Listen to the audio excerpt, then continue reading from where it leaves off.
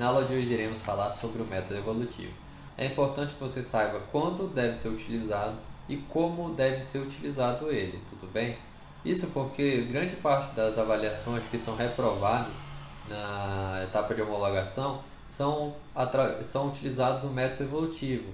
Por quê? Porque o avaliador utiliza o método de forma indevida ou numa situação indevida, tudo bem? Vamos ler a definição, vai ficar um pouco mais claro isso. Método indicado para obter o valor de mercado no caso de inexistência de dados amostrais semelhantes ao avaliando. Identifica o valor do bem pelo somatório dos valores de seus componentes. A composição do valor total do imóvel avaliando pode ser obtida através da conjugação de métodos, a partir do valor do terreno, considerando o custo de reprodução das benfeitorias devidamente depreciado e o fator de comercialização. Bem, o que acontece? Quando a gente está falando sobre método evolutivo, quando é que você deve utilizá-lo? Ele fala aqui, na inexistência de dados amostrais semelhantes ao avaliando. Então, se você foi contratado para fazer uma avaliação numa casa padrão, né, que você tem bastante dados amostrais semelhantes ao avaliando, você vai usar o método evolutivo? Não, né? Você vai usar o método comparativo. A norma fala, né, que é um método recomendável e você deve justificar quando você não utilizar um método comparativo. Então, o que acontece? Às vezes, quando o avaliador não sabe utilizar o método comparativo, ele vai para o método evolutivo para fazer essa avaliação. Só que quando você vê essa situação de ele estar usando numa situação indevida o método evolutivo, provavelmente o laudo já está todo errado.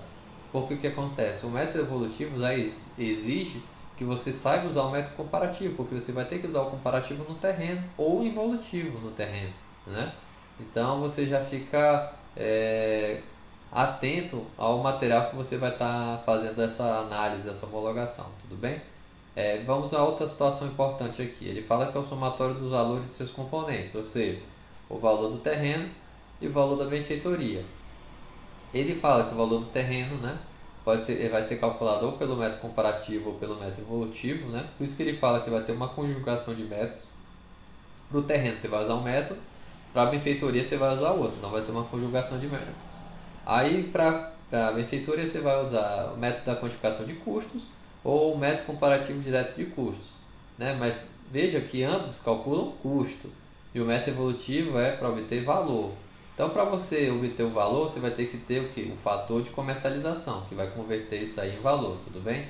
Uma outra coisa que é muito comum acontecer é do avaliador, por exemplo, vou utilizar a quantificação de custos, vou usar o custo unitário básico, né, vou multiplicar pela área construída e chegar ao valor do imóvel, né, da benfeitoria. Não, não é bem assim.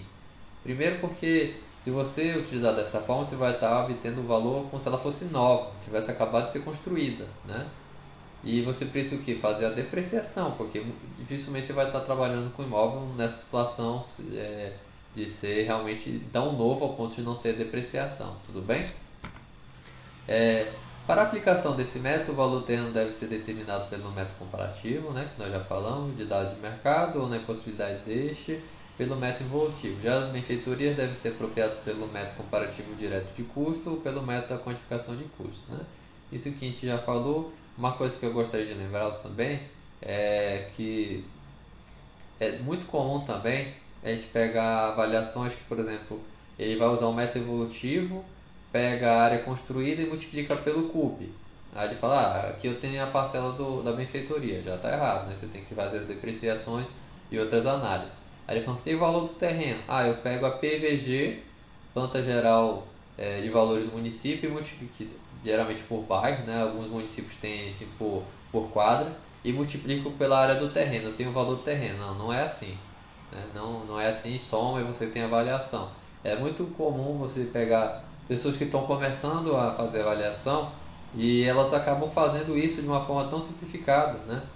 Mas não é dessa forma que a gente faz uma avaliação.